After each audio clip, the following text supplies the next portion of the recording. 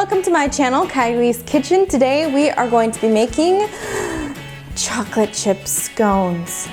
If you have a KitchenAid, that'll work the easiest for you, but today I'm just gonna use a bowl and I'm gonna show you the hard way. First, we're gonna take 2 cups of flour, 7 teaspoons of sugar, 2 teaspoons baking powder, half of a teaspoon of salt, 1/4 of a tablespoon of baking soda. Now we're just gonna give this a quick stir. Now is the time we're going to add our 1/3 of a cup of vegan butter, and you wanna make sure that it's cold. Today I am using Smart Balance. If you don't have Smart Balance, there's a lot of other different kinds of vegan butters out there now. So go look in your grocery store and you'll probably find one of them. If you don't want to use a vegan butter or don't have one near you, you can always use 1/3 of a cup of applesauce. You want to make sure that it's unsweetened, but you can use applesauce in place of any kind of oil, even butter. So if you don't want to use the butter today, vegan butter, then you can use applesauce. If you have a KitchenAid, all you have to do is just mix this together until the flour and the butter are well combined. But for those who may not have a KitchenAid or even a pastry cutter, you can use a pastry cutter. I'm going to use a fork.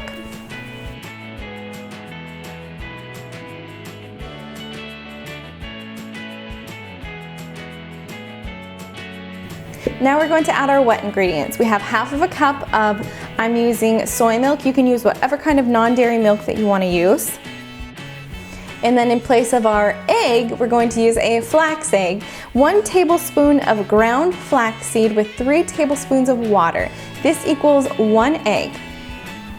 You can let that sit aside for a couple minutes, but sometimes I don't even let it sit, I just add it straight in there. And it works just fine.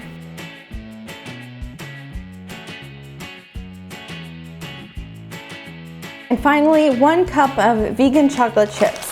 I'm using this brand here, Enjoy Life. There's other different types of vegan chocolate chips that you can find. Just go look in your grocery store, or you can probably get it online as well.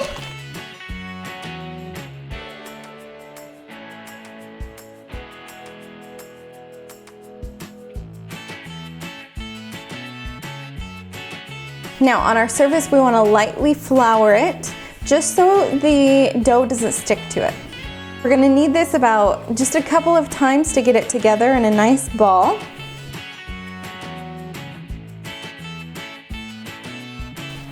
And then we're just gonna pat it into a circle. You can use a rolling pin, but I just use my hands because I don't want it to be too flat. I like nice and puffy scones.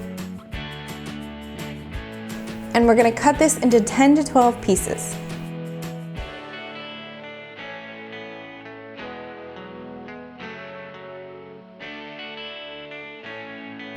We're gonna bake these at 400 degrees for 15 minutes.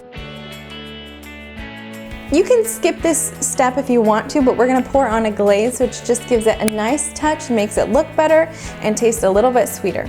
So we're going to take half of a cup of powdered sugar, 1 tablespoon of your milk that you're using. I'm using soy milk, use whatever kind that you wanna use. Once you pull the scones out of the oven, you want to make sure to pour on that glaze immediately.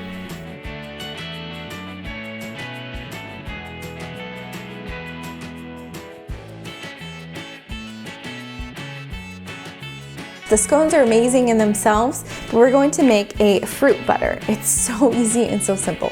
Take your KitchenAid and we're going to whip up some butter. We're going to use 1/3 of a cup of our non-dairy butter,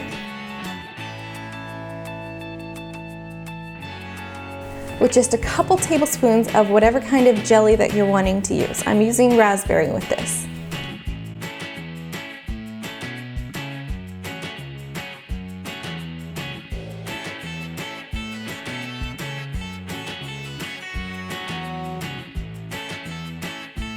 And there you have it, our scones are ready.